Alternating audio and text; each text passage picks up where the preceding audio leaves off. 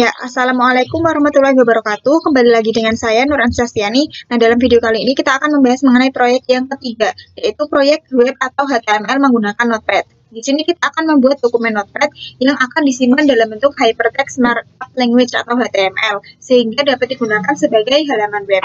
Nah, di sini contohnya penjelasan produk untuk sebuah restoran pizza yang berisikan seperangkat standar fitur web yang tampil pada hampir semua halaman web, yaitu daftar, gambar, link, dan tabel. Di sini tertera nama perusahaannya adalah University Pizza yang ditampilkan secara jelas di bagian tengah halaman web dengan huruf merah besar. Lihat daftar alasan yang mengikuti dari Why Order From Us. Nah, ini adalah daftar yang berurutan. Setelah lokasi tempat pembelian pizza itu, sebuah tabel ditampilkan, di mana harga-harga pizza berikut dengan topping dan ukurannya itu tertulis. Nah, tabel ini berisi 4 kolom dan 4 baris. Selanjutnya ada gambar seorang koki yang memegang senapan pizza. Hanyalah gambar yang diambil dari aplikasi lain. Nah, kita ini dapat menggunakan gambar apa saja yang kita inginkan sesuai dengan tema dari halaman web tersebut. Selanjutnya, di halaman web ini memiliki 3 link. Yang pertama adalah kontak us untuk mengirimkan email, yang kedua link to my school untuk hyperlink ke halaman web sekolah, dan yang ketiga adalah go to top of page, yaitu alat navigasi untuk halaman web. Selanjutnya, bagian-bagian dari dokumen HTML.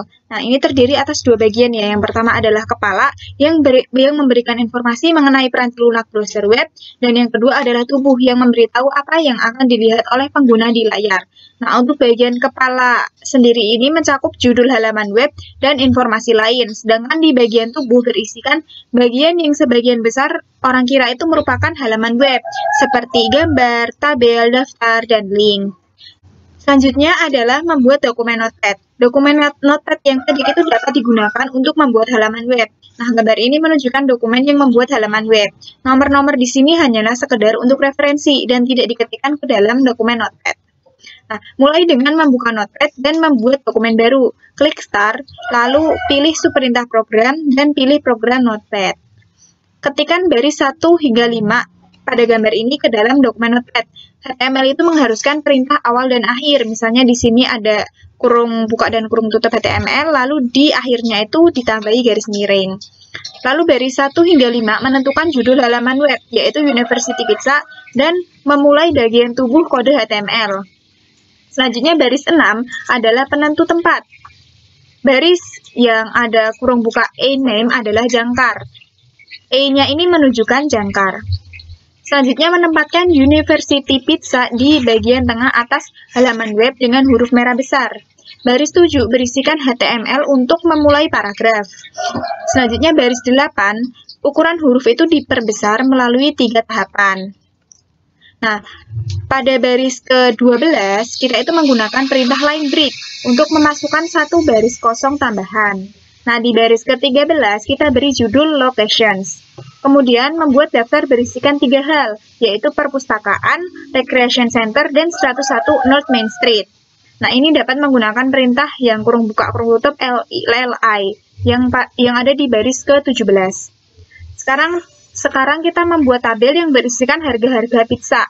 Nah, di sini ada 4 baris dan 4 kolom. Baris yang pertama itu berisikan kata topping, small, medium, dan large dalam huruf miring. Nah, sel tabel data itu ditandai dengan TD, seperti yang ditunjukkan pada baris ke-20. Selanjutnya pada baris ke-19, perintah untuk memulai baris baru, dan di baris 18 itu untuk memulai tabel. Di baris 20 hingga 23 itu membuat 4 sel data yang masing-masing mewakili judul kolom. Nah, gambar bukanlah bagian dari kode HTML, tetapi dipanggil dengan perintah image.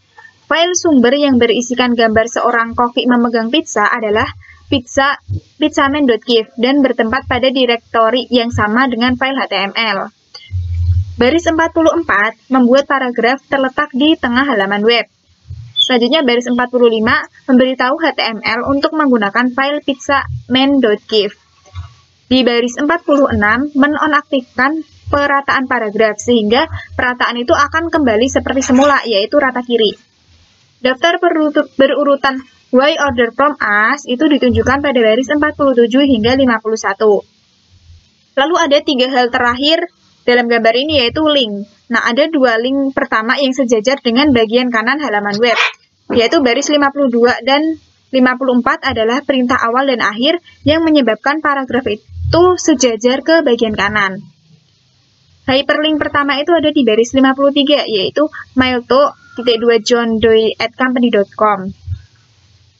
Selanjutnya, untuk hyperlink yang kedua adalah situs web fiktif dengan frase link to my school. Lalu untuk link yang terakhir adalah referensi hyperlink ke suatu tempat di halaman web. Itu ada, lihat di baris ke-6. Selanjutnya baris 59 membuat hyperlink dengan poin referensi. Nah, dua baris terakhir itu berisikan perintah, body, dan HTML. Lalu untuk menyimpan contoh, simpan dokumen ini sebagai file HTML. Nah, untuk menyimpannya, langkah-langkahnya yaitu pilih file, lalu save as. Nah, masukkan nama file seperti universitypizza.htm. Nah, untuk jenis file yang dipilih itu harus all file dengan pengodean ANSI. Selanjutnya, untuk melihat halaman web, bukalah browser web, lalu pilih file, diikuti subperintah open. Ketik nama filenya atau browse, lalu jika sudah ketemu, klik OK. Nah, jika kita itu ingin membuat beberapa perbaikan, pilih editor notepad lagi, editlah kode HTML, dan simpan dokumen tersebut kembali. Selanjutnya ada kelebihan dan kelemahan penggunaan notepad. HTML ini cukup mudah ya untuk dipelajari, tapi pembuatan kodenya itu bisa jadi amat menyulitkan, dan kesalahan pengetikan itu dapat menghasilkan efek yang salah. Nah, untuk kelemahan dari notepad sendiri itu keharusan untuk mempelajari perintah-perintah HTML, dan proses pembuatan kodenya itu, pengodean di notepad itu memakan banyak waktu. Lalu untuk keuntungannya sendiri, yang pertama ada kode yang dibuat itu efisien dan manajer itu dapat lebih memahami bagaimana halaman web itu bekerja. Nah, selanjutnya lanjut ke proyek yang keempat, yaitu formulir survei web atau HTML siswa.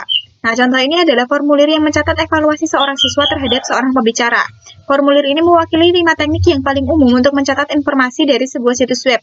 Yang pertama adalah file text, di mana pengguna itu mengetikkan sebaris data. Yang kedua adalah tombol radio, digunakan ketika jawaban yang memungkinkan itu saling melengkapi. Yang ketiga adalah kotak cek, serupa dengan tombol radio tetapi pengguna itu dapat memilih satu atau lebih pilihan.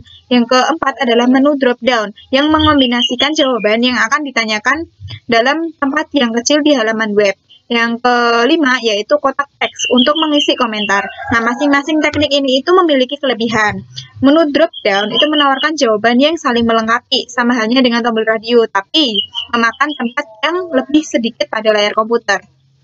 Selanjutnya, tombol radio itu memiliki kelebihan dapat menampilkan semua pilihan kepada pengguna pada satu tampilan. Nah, selanjutnya adalah area teks, memungkinkan beberapa baris ketikan, sedangkan file teks hanya memungkinkan satu baris saja. Nah, masing-masing file input itu memiliki paling tidak 2 karakter, sebuah nama file dan sebuah file. Selanjutnya adalah bagian-bagian formulir contoh. Formulir ini dimulai seperti yang pada proyek 3 ya, yang sebelumnya. Perbedaan yang paling signifikan adalah pada baris 6 dan 47 dari kode HTML yang digunakan untuk membuat formulir. Bagian pertama adalah mengumpulkan informasi mengenai siswa yang mengevaluasi pembicara.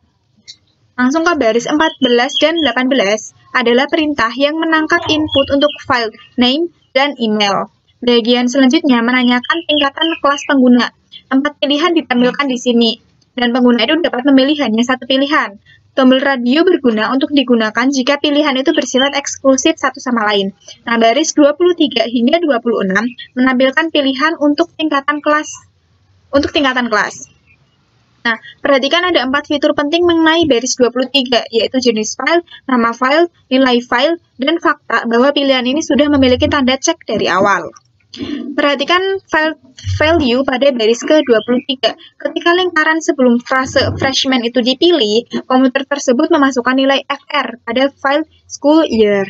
Nah, kata cek pada baris 23 menyebabkan halaman web ini memiliki tombol radio yang memiliki tanda cek pada freshman sedari awal. Nah, jika seorang pengguna itu dapat memilih lebih dari satu pilihan, kotak cek itu harus digunakan. Baris 29 dan 30 membuat kotak cek yang nampak pada contoh yang tadi. Lalu lanjut ke baris 33 hingga 38 yang memberi daftar perintah yang menghasilkan menu drop down pada contoh yang tadi. Terdapat perintah awal dan akhir untuk pilihan tersebut, yaitu di baris 33 dan 38. Nama file ada pada perintah pilihan rate, tetapi nilai untuk file dihasilkan dari perintah option. Nah, file ini memiliki respon, ada 4 ya, no respon, excellent, average, dan poor. File terakhir, yaitu meminta komentar tambahan dari siswa. Area teks itu digunakan untuk komentar semacam ini. Nama dari area teks ini adalah komen. Baris ke-42 terletak di antara perintah awal dan akhir area teks. Dua jenis input khusus dibutuhkan untuk membuat browser web menindak informasi yang dikumpulkan oleh sebuah formulir, yaitu submit dan reset. Perintah submit itu ada pada baris ke-45, dan perintah reset itu ada pada baris 46, yang menampilkan frase reset from values to their defaults pada tombol. Nah, dengan mengeklik tombol ini akan mengeset ulang semua pilihan kepada isian yang awal. Untuk menyimpan contoh, kurang lebihnya sama dengan yang proyek 3 ya. Kita memasukkan nama file yaitu speaker.htm, lalu pilih jenis filenya itu all file dengan pengodean ANSI. Untuk melihat halaman web itu juga sama seperti proyek 3, yaitu membuka browser, pilih file, pilih open, lalu kita mengetikkan nama filenya atau kita browse, jika ketemu kita klik OK.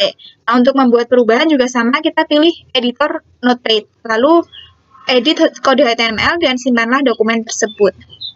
Sekian presentasi dari saya. Tunggu saya di video selanjutnya. Wassalamualaikum warahmatullahi wabarakatuh.